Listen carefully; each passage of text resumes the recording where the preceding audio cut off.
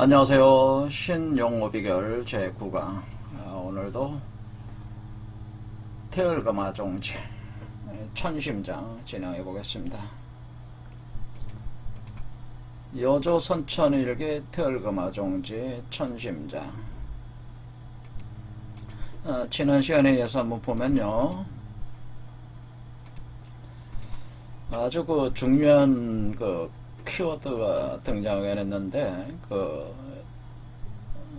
선진,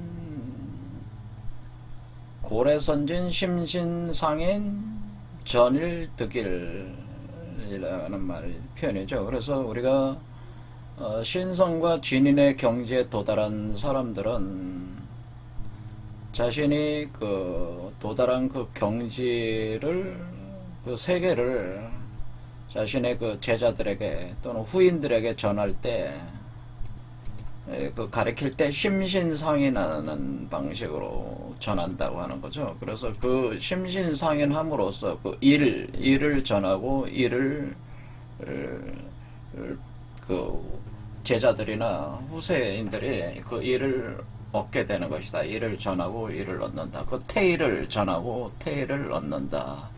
그래서 일단 태일을 수용을 해야지, 그러니까 하나님의 성령을 수용을 해야지 그것을 형상화해서 이렇게 금화로 나타내는 거니까, 태일과 금화는 알파 오메가 관계다는.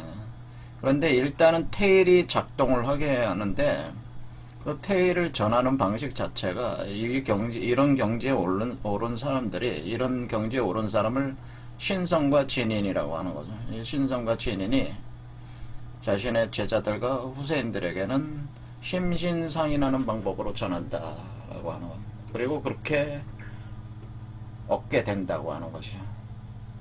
그러니까 이 경지에 이른 분들은 심신상인을 할 수가 있다고 하는 거예요.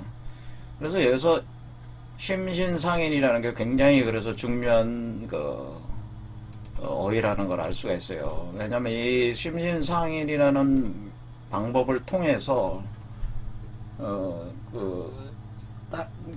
자기 외 타인에게 이렇게 전수해주는 그런 메커니즘이 되는, 그러니까 이 심신상인의 방식을 바로 성인들, 여기서 그러니까 여기 성인이라고 할 때 신성과 진인들이 사용하는 방식이었다고 하는 거죠. 이 방법이. 그래서 우리가 예수가 12제자, 그 다음에 석가모니는 10제자, 그 다음에 500난, 이렇게 되는데, 500아란. 그 다음에 공자는 72명의 현자들이 있었죠. 이렇게 제자들에게 이렇게 자신이 깨달은 바를, 깨달았다고 하는 건 요런 경지에 올랐다고 하는 건데, 요런 경지에 오른 상태에 있는 사람들은 자기가 깨달은 그것을 태일이라고 볼 수가 있는데, 태일을 구현한 자들, 금화로 나타낸 자들은, 스승들은 제자들에게 심신상인으로 마음에서 마음으로 어떻게 했냐면은 복사를 해줬다는 거예요. 인쇄를 해줬다고 하는 거예요. 그러니까 인이라는 게 인쇄, 찍어줬다고 하는 거죠. 인쇄를 하듯이 딱 찍어준다. 그거를 제가 표현을 할 때 뭐라 그러냐면, 천심월, 우리가 여기서 지금 천심장이잖아요. 천심월이 마치 하늘에 있는 달빛으로, 달이 강물에, 바다에, 호수에 이렇게 달빛이 비치면은 달 그림자가 생긴단 말이에요. 달 그림자가 생기면은 달이 마치 이렇게 달 그림자가 영인, 그러니까 달 그림자를 영이라고 하는 거거든요. 그림자 영자라서 영인 할 때 이렇게 달 그림자를 인쇄해드린다, 인쇄해준다, 이런 게 영인한다.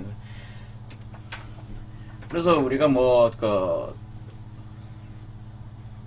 도서 출판 같은 게 영인본이라는 거 있잖아요. 그런 거는 우리가 책을 갖다가 필름으로 찰칵 찍어가지고 딱 찍어드리는, 그래서 필름으로 가지고 있는 상태가 영인이란 말이에요. 그러면 필름을 딱 걸면은 빛을 또 배우에서 비추면 필름이 이렇게 또 그림이, 글자들이 또 쫙 뜨잖아요. 이와 같이 영인하는 과정이네. 영인하는 거를, 영인하는 그 메커니즘으로 그러니까 일단 여기서 천시몰이 들어와서 빛이 들어와서 여러분 몸속에 몸을 나타내면은 황중월이 되고 그 황중월이 다시 천시몰의 작용을 가하면서 자신의 제자들과 후세인들에게 그 영인해 준다. 그 빛을 비추어서 상대방의 마음의 그 호수, 강, 바다 거기다가 선천계에다가 찍어준다. 그런 식으로 전한다는 거예요. 그러니까 이게 굉장히 그 오묘한 방법이죠. 이 오묘한 방법인데 보통 이런 쪽에 공부하시는 분들이 이런 이치를 잘 모르시는 것 같아요. 제가 이렇게 보니까 잘 모르시는 것 같은데 이런 방식으로 사실은 전수를 했던 겁니다. 그래서 우리가 말이나 글보다는 이런 방식으로 전수 이게 핵심이라고 하는 거죠. 그래서 이 태상노군이라는 분도 이렇게 화연했다라고 하는 거는 이렇게 몸을 이렇게 그 양신 출태했다는 거죠. 양신 출태해서 몸을 나타낸 존재로서 태상노군도 동화제군한테 이렇게 심신상인으로 전했고, 그렇게 자기 제자 동화제군은 또 제자들을 또 하고 제자들이 제자들에게 또 이렇게 전하면서 중국에서 결국에는 이 분파가 생기면서 남북종에 이르렀다 이런 거죠. 남북으로 쪼개지면서 이렇게 남북종으로 이렇게 그 선도가 도교가 이렇게 확장이 된 걸 표현한 거죠. 그래서 이렇게 심신상인하지 않으면은 그 전체를 다 보낼 수가 없다는 거죠. 그러니까 우리가 찍으면은 복사하면 그대로 다 가는 거잖아요. 그러니까 원본을 카피하듯이 이렇게 찍어드리지 않으면은 그 전체를 다 전수받은 게 아니라는 거죠. 알 수가 없다는 거죠. 그러니까 이게 글이나 말로는 부분적인 얘기만 되고 앞뒤가 선우가 막 그 얽혀가지고 저기 공부하는 사람들이 그 단서를 찾기가 어려워서 엉뚱한 그 시도를 많이 하게 되니까 이렇게 심신상인하는 방법으로 전체성을 그냥 찍어주는 방식으로 전수를 해야 된다라고 하는 겁니다. 굉장히 중요한 얘기입니다.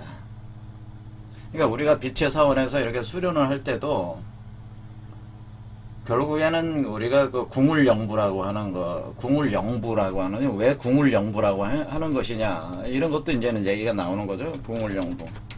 우리 때 우리가 이 부라고 할 때 여기서 왜 부라는 말을 쓰겠어요? 부라는 말이 이게 그 부적이라는 뜻이잖아요. 어떤 그림이 있다고 하는 거죠. 그렇죠. 어떤 그림이, 어떤 어떤 세계가 있으면 그 세계를 찰칵 촬영을 한 그 그림 전체성을, 전체 그 그림 코드를, 그 그림을 그냥 탁 찍는 거기 때문에 부가 되는 거라는 거죠.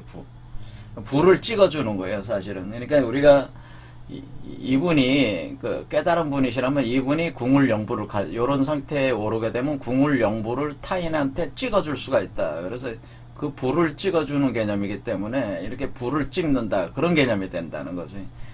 그걸 제가 좀 더 잘 이해시키기 위해서 홀로그램이라고 생각하시면 된다, 제가 그랬습니다. 이거 홀로그램이 우주 전체를 담고 있는 홀로그램, 그 초기 우주의 그 전체적 모양을 담고 있는 그 형상을 담고 있는 홀로그램을 그대로 찍어준다, 이렇게 보내주는 것이다. 그래서 찍어준다, 이런 개념이라고 하는 거예요. 그래서 상대방도 홀로그램을 이렇게 만들어내게 해준다, 그게 찍어주는 거죠.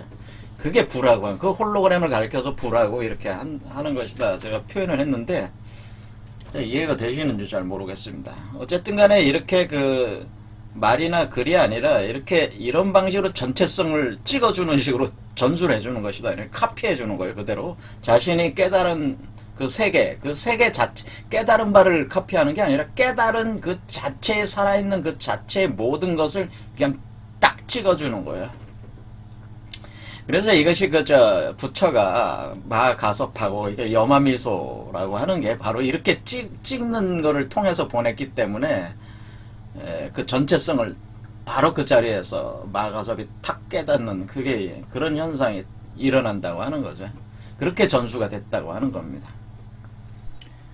그런데 우리가 그 빛의 사원의 우리 멤버들이 앞으로 해야 될 일은 사실은 이런 심신상인의 그 방식으로 그 궁울영부라고 하는 이 선약, 이 메커니즘을 그대로, 그 홀로그램을 그대로 상대방한테 찍어줄 수 있어야지.